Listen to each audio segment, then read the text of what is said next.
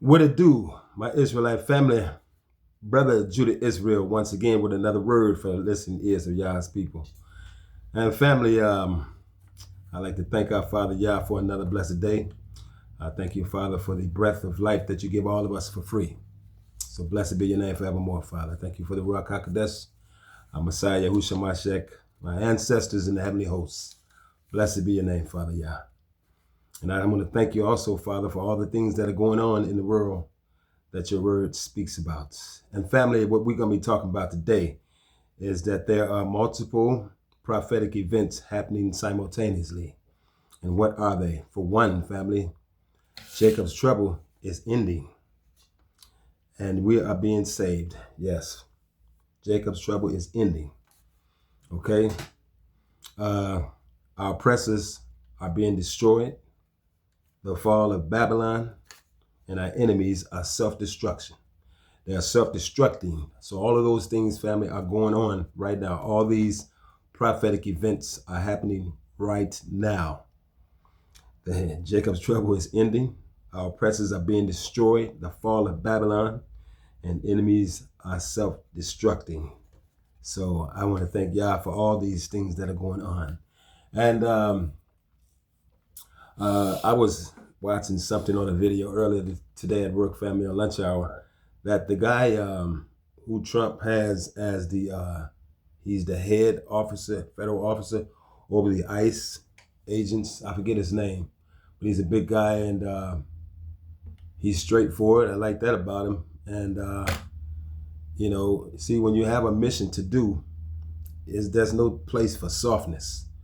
And he carries out the mission that he has before him. And he said that some people,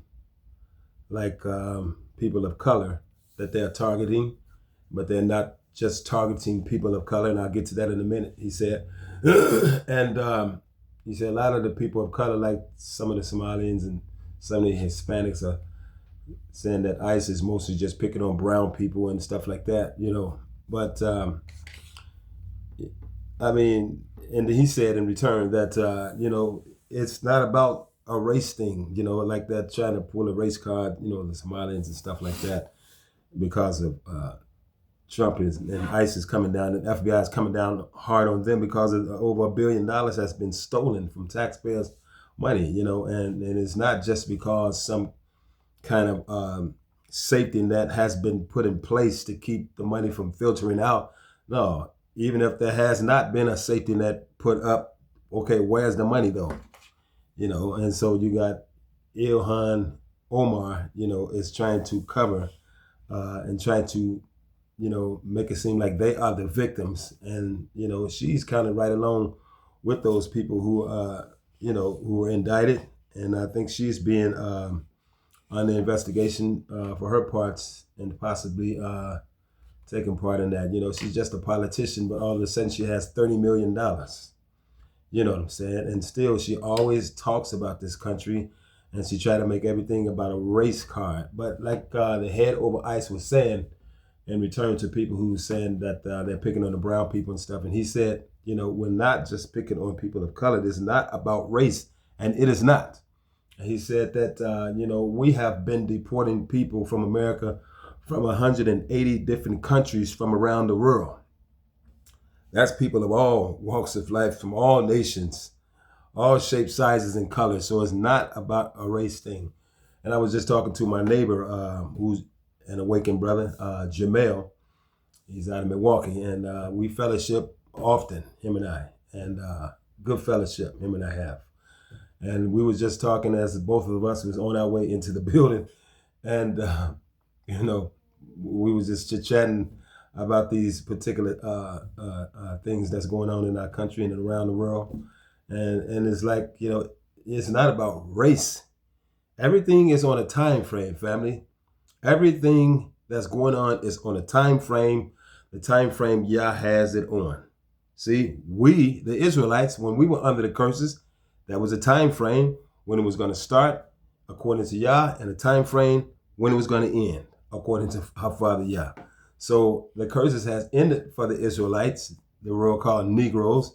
So now Yah has placed the curses on those who oppressed us, who hated us. And that's what's going on. It's time for them to receive the curses that were on us. That's what's going on. It's not about a race thing. This is Yah's doing, and he's moving. I mean, it's like, see, nobody was talking about a race thing when it was our turn to go under the curses. I mean, this is back when our ancestors was living their lives out and about, doing their things in parts of the world where they were, and they the Portuguese and the Dutch, they made it where it was law to go enslave our people, and they call it a death sentence. That's what slavery was for all of our ancestors. Slavery was called a death sentence. There was no way you can get out of it. It didn't matter if you was a newborn baby or a toddler, or a young girl or a young boy, man or woman. From generation to generation, those curses went down, from our ancestors from generation to generation. And we have suffered the punishment for those curses, okay, that Yah had placed over us because of our ancestors' sin. And now we have completed, the suffering of under these curses. And now Jacob's trouble is ending. And now Yah, just like scripture says, that he's going to put those same curses, take them off us, the Israelites, and put them on all those who oppressed us and who hate us and persecuted us. That's what's going on. It's happening under Yah's time frame, family. That's what's going on. It's not about a race.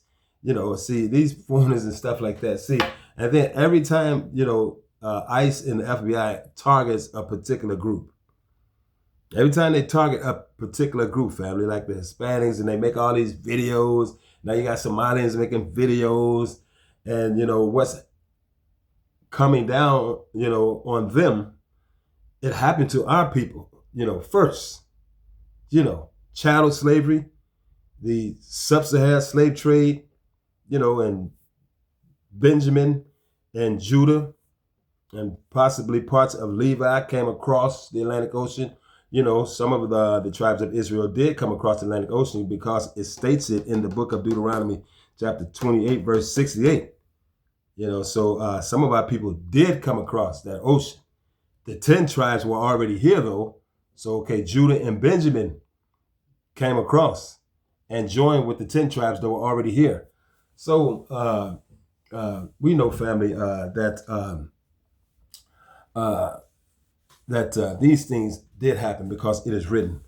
And but they don't our oppressors don't like to talk about this. They like to keep saying that all of us are Africans and stuff like that. But see, I laugh at these videos that I see these people making, and all this drama is coming down on them now. It's their turn to suffer the punishment of these curses. And then in return, how they respond to what's happening with them, with ICE, these Hispanics and the Somalians and Cubans and people from these other nations.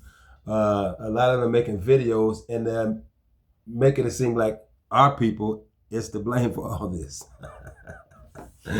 But we are not. You know what that is, family? You know what's going on? The Somalians trying to blame the Negroes for what's happening to them, and then they're all asking for our help. These things come down on them, and they blame us, and then they ask us for help. That is really crazy. But see, the scripture says, family, out of the abundance of the heart, the mouth speaks. You see, they're under a lot of stress because they're being separated from their families, just like our people were separated from our families when it came down to us first. The same thing happened to us first. And this stress that they are under, is causing them to speak out of their mouth what's already in their heart. The hatred for the chosen people of Yah. It ain't that they're being deported and their family members are being deported, why they're so angry at us so-called Negroes who are truly Israelites. No, it's not because of what's happening to them, the stress that they're under, these drastic things that they're dealing with. It's not because of that why they're so hatred toward us, so they are hateful toward us? It's because this is what's inside of their hearts anyway, family. Scripture says, out of the abundance, out of the overflow of the heart, the things that we meditate on day in and day out of the overflow of their hearts, the mouth speaks. So the stress that they're under about what they're going through is causing them to speak what's already in their heart, and is hatred for the chosen people of Yah. And we know that they have these spirits among them to lead them astray from our Father Yah. So those spirits are also going to cause them to hate the chosen people of Yah. So they making videos that with Somalis like, we're not black, we're not black. I mean, unless you're Somali, who cares? I could care less if they're green, blue, pink, or purple. And I'm not going to come down on them real hard like I had intentions to do. Because, you know, I have a tax preparer, and he's been my tax preparer for about the last 3 winters. And his prices are cheaper than what I was paying this Gentile who had been my tax preparer for at least 7, 8, 9 years. So, you know, how I ended up changing when I wanted to get this Gentile taxpayer preparer of mine to do my tax. I called in, and then there was one early part of February, and then it was like trying to make me an appointment at the end of March. I said, what? They said, yeah, we pretty backed up. I said, okay, no problem. So I Googled tax preparer in my area, and then this Somalian guy's name came up. He's about 37 years old. He's not from Somalia. He looks like them, but he was born in New York. He's an American. He's 37 years old. He don't even speak their language. He's got a child, and I think he said he was divorced. But he's a cool guy, and I called him up when it said tax preparer in my area, and his name and number popped up. I called him, asked him how much he charged, and he told me because it was cheaper than what I had been paying. And I drove over there. It's in the same building where I had been getting my taxes done with the Gentile guy. So from time to time, when I need help with electronic stuff, being an old guy like me, and I didn't have no computers in school. So, you know, and these young people, these young millennials, they know a lot of stuff. So I sometimes stay in touch with him, and he'll make appointments for me to come over to his office, and whatever I need done, he'll help me with it as much as he can. And I had an appointment with him today after I got over work. So, you know, so he's cool. And then as I was coming out of the building, when I got done with him, Somalian guy was coming upstairs. He kind of limping, coming up, and I'm limping going down. And then me and him stopped and talked. So all of them are not mean and hateful. And his English was perfect, just like an American's. It's just like my tax preparer's English. And like I said, my tax preparer, he don't even speak Somalian language. And some of the guys had their doors open, and you know, as I was passing by, I spoke. So all of them are not mean and hateful toward Americans, because this guy was actually giving me home remedies for my arthritic knee. You know what I'm saying? And so, you know, it's just the ones who are caught up in this trouble and this drama, you know, that are trying to play pity pat and make it seem like they're the victims when they're the thieves and stealing our taxpayers' money out of Minnesota. But they can do what they want to do in Minnesota. I actually was talking to my brother earlier today, long distance, and we was, you know, contemplating what was we gonna move once we retire. He just turned 60 in October, and I'll be 62 next month. And I'm thinking about retiring early. And if I do, I'm trying to move to a warmer climate, because in Minnesota, it rains a lot, it snows a lot, and it's a lot of cold here in the winter times like it is now.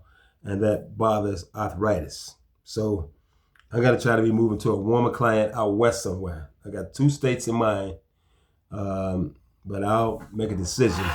And I'm planning on moving out here by this summer, Yah willing. Okay, so back to, you know, the multiple prophetic events happening simultaneously. And so that's what's going on, family. And it's not about race. And people are trying to blame stuff on Trump because he got the country all messed up and stuff like that. But see, everybody that voted for Trump, you know, thinking that he was going to be targeting the Negroes, all the people that voted for him, make America great again and all that kind of stuff, all those people who voted for him are the ones being targeted. See, this is Yah's doing, because he's taking the curses off of the Israelites, and he's putting them on the nations. He's putting them on the nations are those people that hate us and who have oppressed us, okay, and who have persecuted us. That's what Scripture says. And so that's what's going on. And what else did I want to mention? Okay, Babylon is falling. This country we call the daughter of Babylon. And I mean, like, as far as my job is concerned, you know, I was told when I got the job, I'm coming up on a 2-year anniversary this month at the end of December. And, you know, whenever I get low on supplies, talk to the receptionist lady and, you know, tell her what I'm getting low on and she'll order the stuff. And it was going like that really smooth for 2 years until just a few weeks ago when I tell her I'm low on stuff, they don't order nothing. They must be on a spending freeze, but they haven't made no announcement about it. You know, they must be on a spending freeze and a hiring freeze because, you know, some people have left. One guy quit not too long ago. He hasn't been replaced. And so these Gentiles, they actually know something serious is finna be going down. And they are on it, but they just haven't said anything. But I can tell when something is not right. You know, when you get used to a certain routine of doing things and then all of a sudden it changes on the other party's end, something's going on. And I think that they know that they're at the end of their reign. I walk past the president. No, he's the administrator now. They changed titles. He was the president of the company, my boss. Now he's called the administrator and the assistant administrator. Okay, now it was her, the receptionist lady, the administrator's mother, and her husband is the owner. And so it was like some high-ranking people in the job, in the receptionist area as I was walking past them, and they had a phone like this, you know, and it was Israelites. It looked like he was about late 30s or something, and he was talking, but they had the volume down real low, and I couldn't hear what he was saying. But they was all like really locked in on him. He didn't have no suit and tie or nothing, just like a regular brother, you know what I'm saying? But they was like, you know, really inquisitive about what he was talking about. And I was looking at all of their demeanors and stuff. And it wasn't like no joke on their faces or nothing like that. It was like they, you know, whatever he was saying, they was taking it serious, you know. And then I, you know, started noticing some of the other Gentiles in high positions, you know, as I was doing my, you know, regular job duties. And as I look up at some of them, because they were sitting in the conference room and they were all locked in on me like this. I see they know something. You see, just like we feel, family, that we feel that like with 3-Eye Atlas going on, you know, up in our solar system, making all those maneuvers. And I do have a 3-Eye Atlas update with this video. And so we know that we're already experiencing the awakening, but we know that the second Exodus is, you know, really close to coming. And so we know this and we're excited, us awakened Israelites. And on the other end, they're feeling the total opposite. That's the kind of look that I got from all of them. So they know that that's why the job is on a spending freeze. They trying to save all the money they can. And I'm running out of supplies. And I said to myself today, you know, well, I'd already told the receptionist lady what I was short of stuff 3 weeks ago. And I reminded her the following week. And I said, did you forget? You know, she didn't forget. And then, you know, the assistant administrator is like, the vacuum cleaner that I used at work, it broke down about a month ago, a little over a month ago. And then the administrator told me, my boss, he told me that, you know, he had one at the cottage and he was going to bring it. And but a couple of weeks passed and he just still, you know, hadn't brought it. And my rugs is getting all, you know what I'm saying? I have a job to do. And if it's not being done, to me, it's like, I'm not doing my job, even though they're supposed to supply me with what I need to get the job done.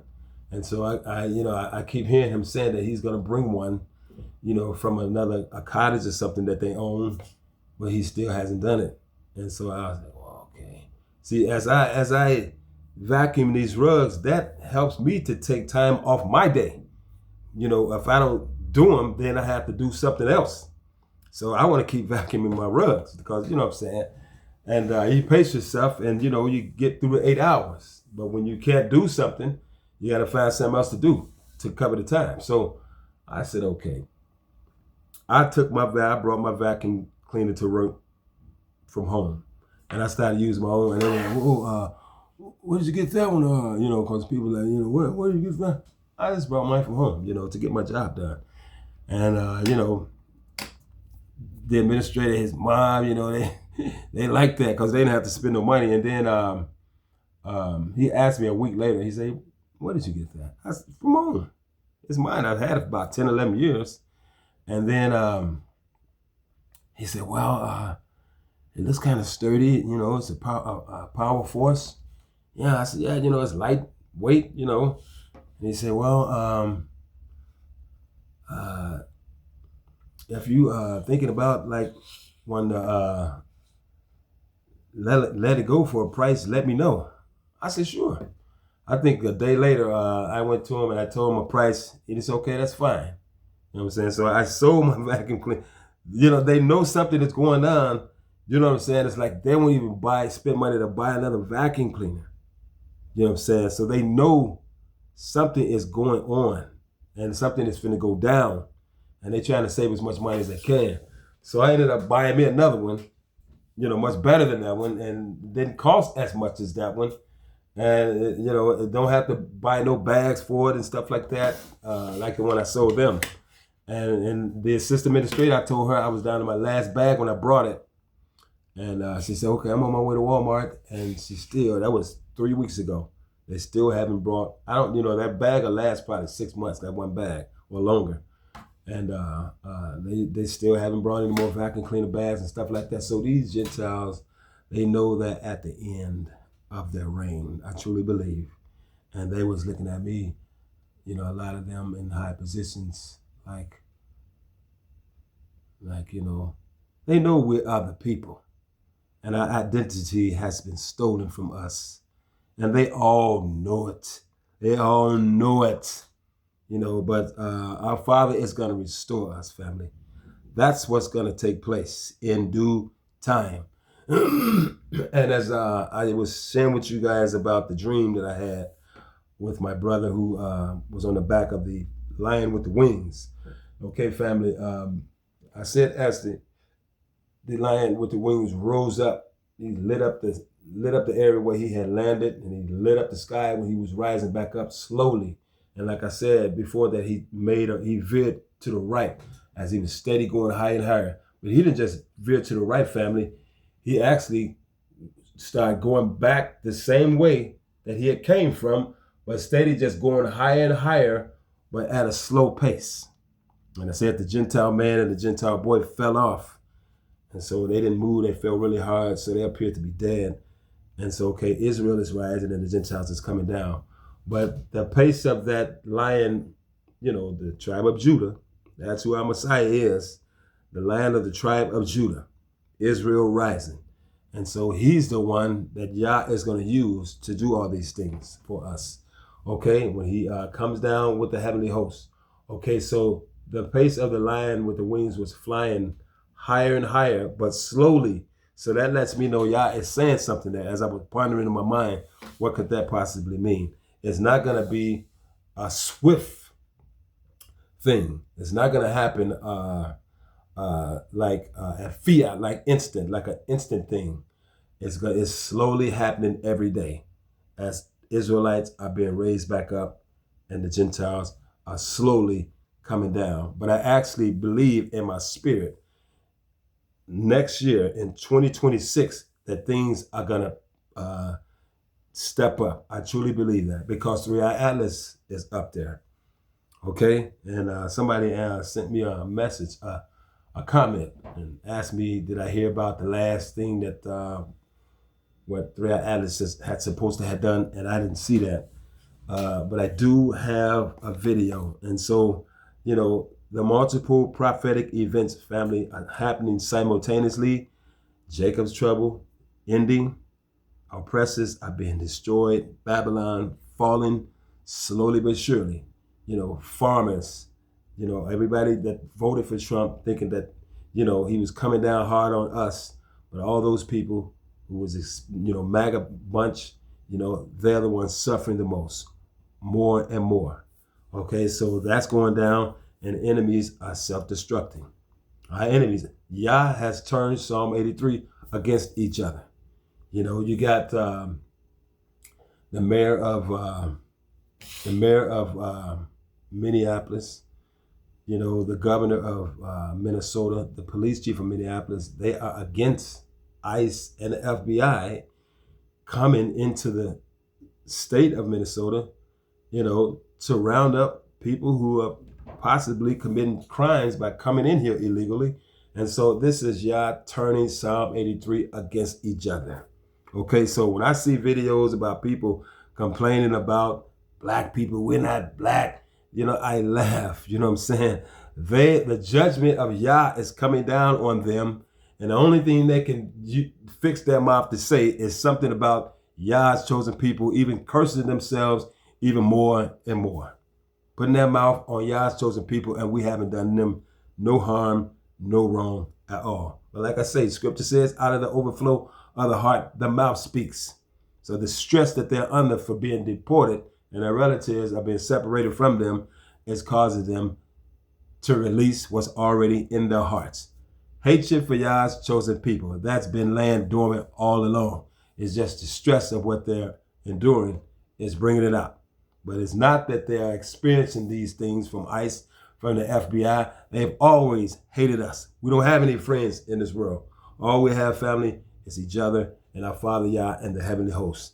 And they are getting busy right now for us during these times. That all these prophetic events are happening at the same time. I don't have any scriptures. I just want to speak freely, okay? And here's a little 3-Eye Atlas update. I was doing this yesterday, family. I did a video yesterday, but I didn't have a 3-Eye Atlas update in it. But I was trying to post it, and those solar flares just wouldn't let me get it to y'all. It wouldn't let me upload it. I had been uploading for 4 hours. I started around like 3 something, and here it was like after 8, and it was only 25%. I was like, man. And then I said, okay, I forgot that I had a 3-Eye Atlas update on this phone that I didn't add with that video. So I just said, okay, I just deleted it. And I said, okay, after work tomorrow, and after I talk to my tax preparer, then we'll come here, do the video all over again with the 3-Eye Atlas update. And here it is right now. It's only about 3 minutes long, family, but it's interesting, okay? Imagine, just for a moment, that you are standing at the very edge of human history, staring directly into a moment so profound, so violently transformative, that everything we thought we understood about our place in the cosmos just collapsed in an instant. Because last night, at precisely 11:47 p.m., universal time, something happened. Not a rumor, not a glitch, not a faint signal lost in static. A real event, simultaneously observed by every major observatory on Earth, that forced the entire astronomical world into emergency coordination. And no, this wasn't a supernova. It wasn't a cosmic radio whisper. It wasn't anything we've seen before. So before we go any deeper into this, if you've been following the unfolding mystery surrounding 3-Eye Atlas, take 1 second to tap the like button. Not for the algorithm, but because what you're about to hear matters. And the more people who hear it, the better prepared we all are. Because last night, the object we call 3-Eye Atlas, the interstellar visitor that has puzzled us for months, performed something that should be physically impossible. Something that no natural comet, asteroid, or interstellar rock has ever done. A controlled, directed, intelligent maneuver. Not speculation, not maybe. Not the result of outgassing or model uncertainty. A controlled burn, a deliberate change in speed, a purposeful shift in trajectory. For the last 14 hours, I've been in non-stop conversations with researchers at NASA, ESA, JAXA, and multiple independent observatories. The raw data they confirmed is staggering.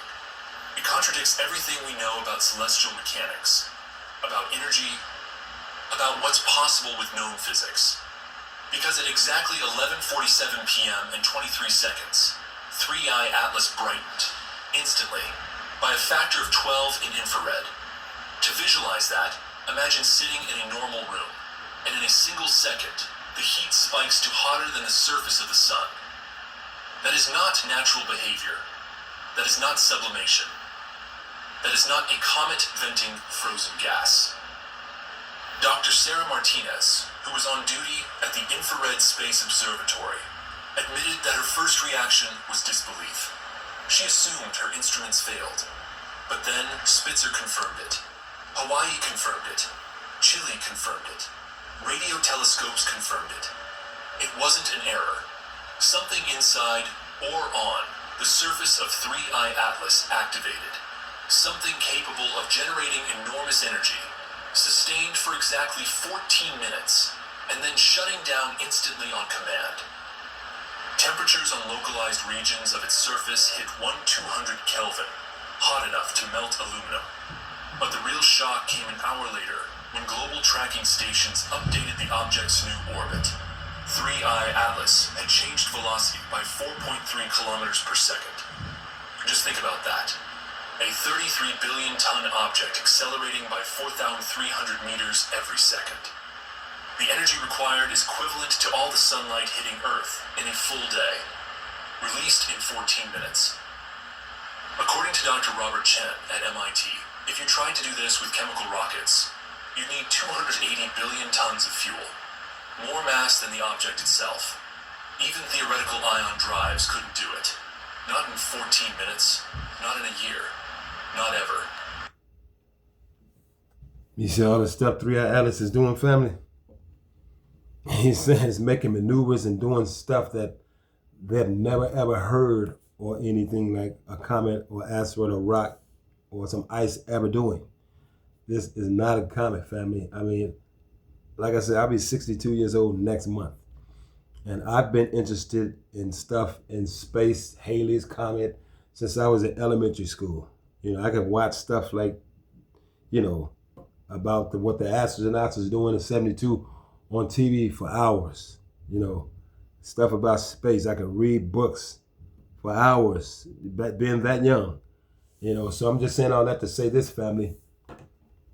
In all my years, I have never seen scientists, NASA, you know, the world, period, ever talk about anything in space in depth and at length like they're doing 3I Atlas in 2025.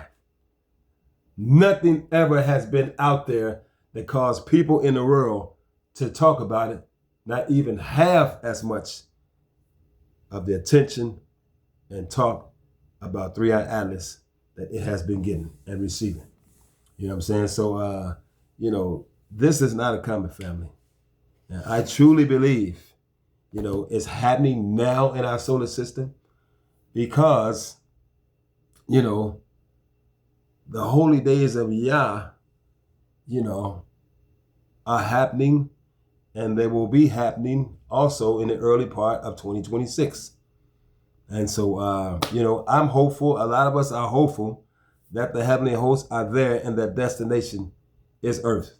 Okay. And those who oppose us, oppress us, persecute us, that Yah has placed the curses on, it ain't gonna be no picnic for them. Okay. So with that, family, just gonna shut it down. And so until next time, may Yah bless each and every last one of you. Shalom and one love.